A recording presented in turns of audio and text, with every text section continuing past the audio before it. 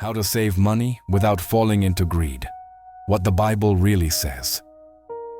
Have you ever asked yourself, is it possible to save money and still be generous?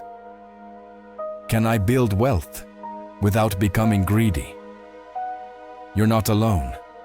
In a world that worships money and a culture that constantly says more is better.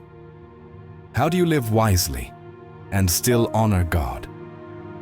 Welcome to Finances with Purpose.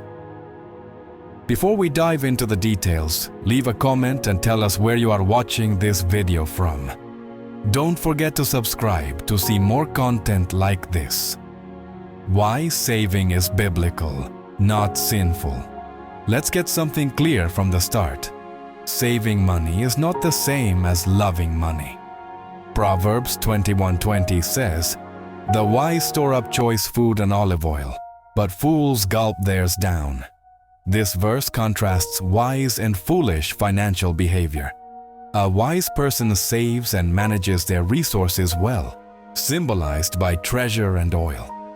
A foolish person consumes everything they have, living paycheck to paycheck, wasting instead of planning. In simple words, the wise save. The foolish spend it all. In other words, the wise prepare. The foolish live with no plan. God wants you to be prepared, not anxious, to save, not to hoard. Saving is a tool. Greed is a trap.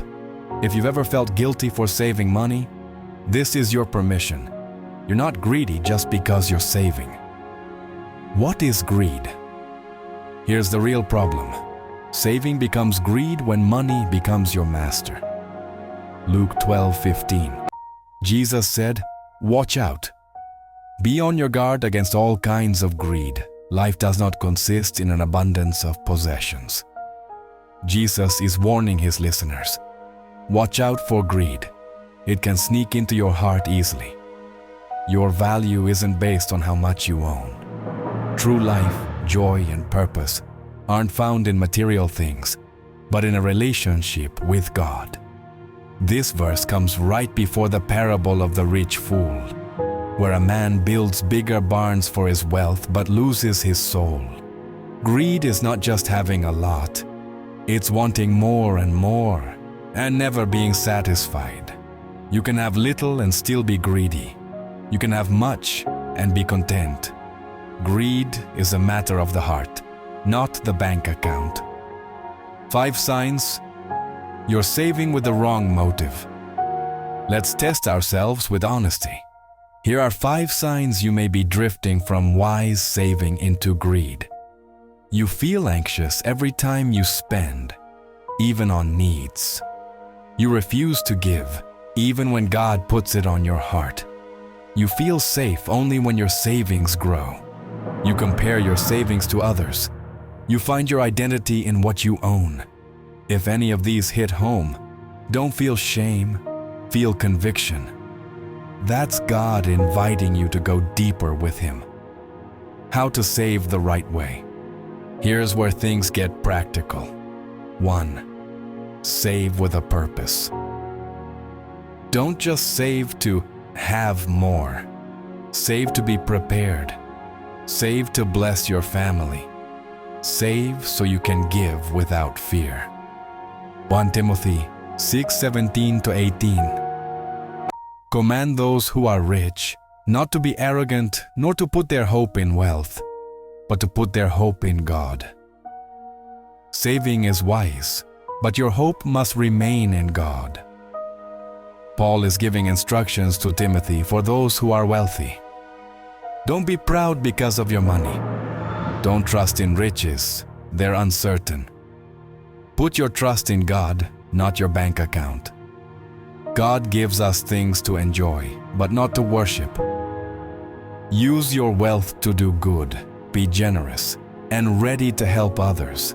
It's not a warning against having money, but a warning about what money can do to your heart if you're not careful. 2. Set limits. Decide in advance how much is enough for you. Otherwise, you'll never stop chasing more. Jesus never said it's wrong to have money. He said it's dangerous when money has you. 3. Give while you save. Don't wait until you're rich to be generous. Make giving a habit now. Think of your money like a bottle. If nothing ever pours out, it stagnates. But when you pour out regularly, it gets filled again. Proverbs 11:25. A generous person will prosper. Whoever refreshes others will be refreshed. This verse teaches a simple but powerful truth. When you are generous and give to others, you'll be blessed in return.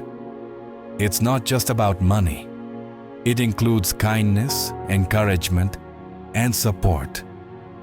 The more you water others, the more you'll be watered by God and through others. 4. Trust God more than your emergency fund.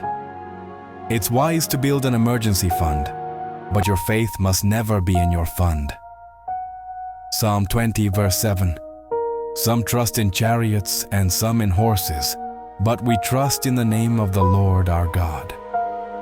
In ancient times, chariots and horses were the most powerful military weapons, symbols of strength, speed, and dominance. This line refers to people who put their confidence in worldly power or human resources. The psalmist, King David, contrasts this by saying that God's people don't rely on human power.